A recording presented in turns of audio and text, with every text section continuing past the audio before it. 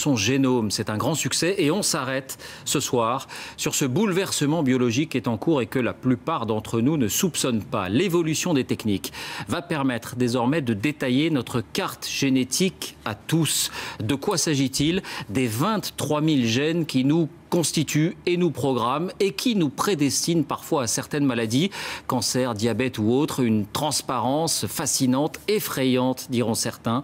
Enquête Nathalie Sapena, Antonin Broutard. Bienvenue dans l'antre de la médecine de demain, à Charleroi, en Belgique. Équipement de pointe, ingénieurs surdiplômés, ambiance futuriste. Ici, on pratique la génomique. En 3 jours, ces machines dernier cri, qui moulinent 24 heures sur 24, séquencent un génome complet, c'est-à-dire décryptent la totalité des gènes d'une personne. Donc là, on demande aux patients de donner un échantillon de salive dans un récipient fait pour. Quelques millilitres de salive suffisent. Pour un séquençage complet. Pour un séquençage complet ou le génome. Un simple crachat pour connaître les 23 000 gènes d'une personne, tous les secrets d'un organisme. Savoir si l'on est porteur d'un gène qui conduira à coup sûr à une maladie comme Huntington, la mucoviscidose ou à 80% à certains cancers du sein. Découvrir si plusieurs gènes prédisposent à l'apparition d'un glaucome, d'un infarctus, de la maladie de Crohn, de l'obésité, du diabète.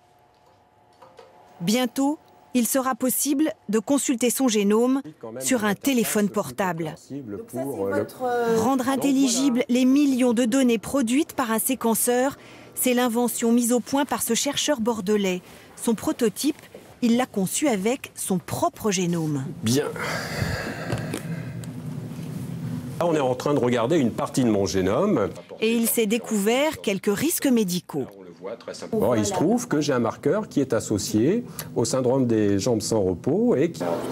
D'un seul coup d'œil, grâce aux icônes rouges, il feuillette sur son portable les centaines de maladies qu'il risque d'avoir un jour, comme le diabète de type 2.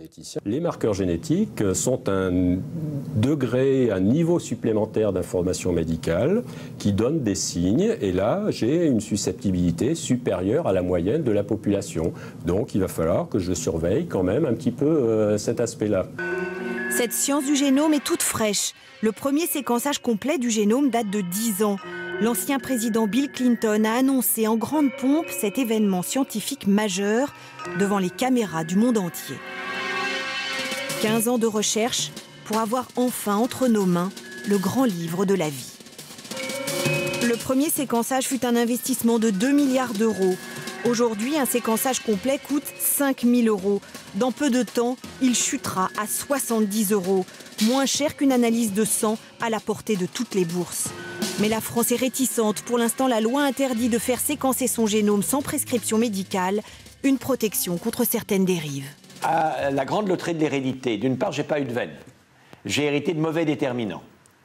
Et en plus, parce que mon assureur le sait, parce que mon employeur le sait, je suis gravement limité dans l'accès à l'assurance, dans l'accès à l'emploi.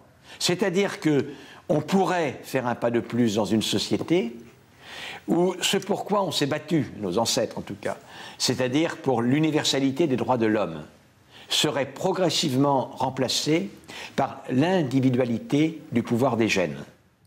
Les lois, les questionnements éthiques risquent d'être balayés par la vitesse avec laquelle le séquençage complet va déferler sur le monde. Entre 2001 et 2007, un seul homme, le chercheur Craig Venter, s'était fait séquencer. En 2008, ils étaient une demi-douzaine. L'an dernier, environ 5 000.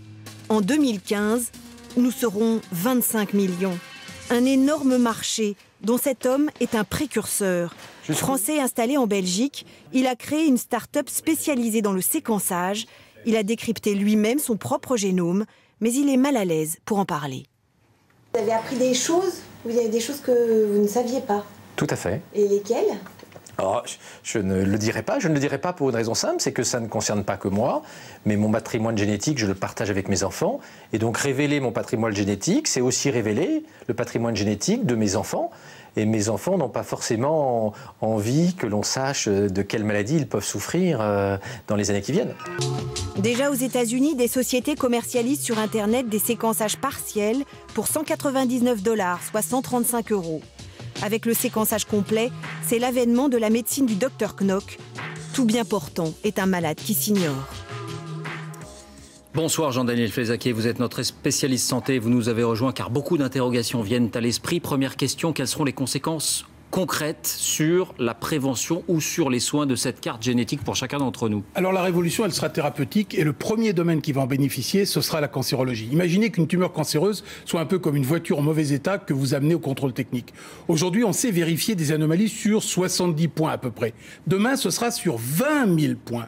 C'est-à-dire qu'on saura d'emblée quel traitement ne pas vous donner parce qu'il ne sera pas efficace. Et un traitement qui n'est pas efficace est d'autant plus toxique.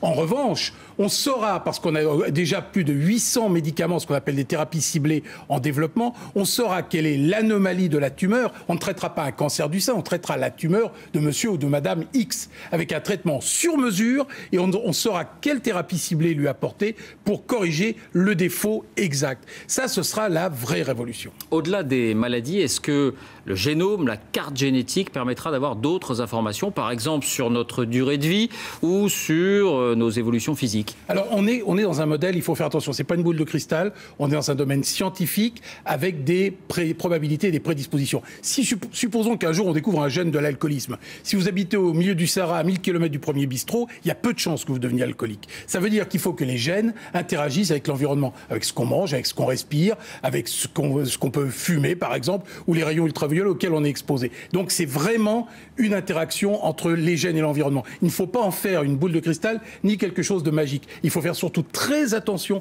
parce que ça pourrait être très préjudiciable si certains assureurs ou si certains employeurs, comme le disait Axel Kahn, veulent se mettre là-dedans. Il ne faut jamais oublier qu'il y avait un garçon qui était médecin qui s'appelait François Rabelais et qui disait que science sans conscience n'est que ruine de l'âme et c'est toujours vrai. Pas de déterminisme absolu, c'est une précision importante. Merci Jean-Daniel pour ces explications.